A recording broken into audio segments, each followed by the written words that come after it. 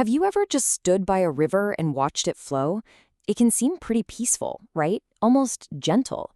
But what you're actually seeing is this incredible hidden power, a force so immense it can literally sculpt solid rock and reshape entire continents. Today, we're going to dive into the amazing story of how a simple river becomes one of the Earth's greatest architects. So let's just get right to it, because it's a fantastic question. How does something we think of as soft, water, break down something as hard as a mountain? It seems impossible.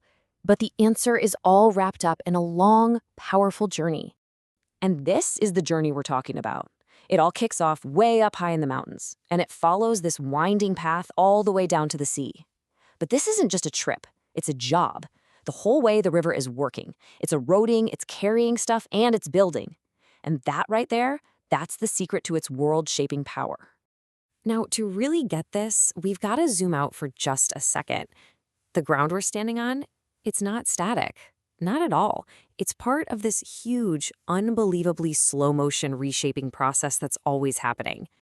You can almost think of it like a constant tug of war. You've got these internal forces, right? Things like volcanoes pushing land up from deep inside the earth, creating huge mountains. But at the exact same time, you've got external forces like wind, ice, and especially water that are working nonstop to wear that very same land right back down. And a river, it's one of the star players for the external team. Okay, so let's get back to our river. Where in the world does it get all this incredible energy? Well, it all starts at the very beginning of its journey. The secret ingredient here is something called kinetic energy. And really, all that means is the energy something has just because it's moving. A slow-moving little stream, it might not be able to push a pebble, but a massive raging river, that thing can move almost anything. The faster it flows, the more water it carries, the more kinetic energy it has. That's the raw power it uses to pick up everything from tiny bits of sand to giant boulders. And the place where all that energy is at its absolute peak is right at the start, way up in the mountains. This is kind of like the youthful stage of a river, where it's acting like a super aggressive sculptor. In these mountain areas, the river is it's a beast. It's flowing so fast, and all that kinetic energy is focused like a laser beam, just cutting straight down into the rock. We call this vertical erosion, and it's what carves out these incredible gorges, these deep, narrow valleys with almost perfectly vertical walls. It's the river at its most powerful. But of course, the river doesn't just cut down forever. As it starts to mature a little, it begins to widen its path. It's still cutting down, sure, but now it's also starting to carve away at the sides of its valley. That's called lateral erosion, and it's what starts to smooth out those super steep gorge walls, slowly transforming them into that classic V-shaped valley we all picture when we think of mountains.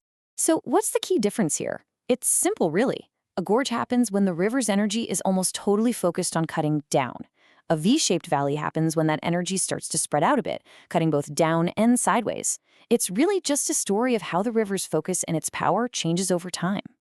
Okay, so we know the river's got the energy, and we know what it creates with that energy.